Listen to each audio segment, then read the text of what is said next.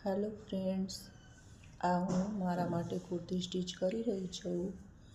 તો મને કમેન્ટ બોક્સમાં જરૂરથી જણાવજો કે ઘણા ટાઈમ આ ગળું કેવું લાગે છે. કટિંગનો સ્ટીચ થેન્ક યુ. વિડીયો બનાવી રહી છું. અને પ્લાઝો પણ હું સ્ટીચ કરી રહી છું. મારો તો મેં ખુદનો વિડીયોમાં ડ્રેસ એડ સ્ટીચ કર્યો કરી છે. રહી છું. તો મને જરૂરથી તો મેં ડ્રો જણાવજો. કરી લીધી છે સ્લીવ, અને આપણે આ કુર્તી કટિંગ કરી છે. તો તમે જોઈ શકો છો,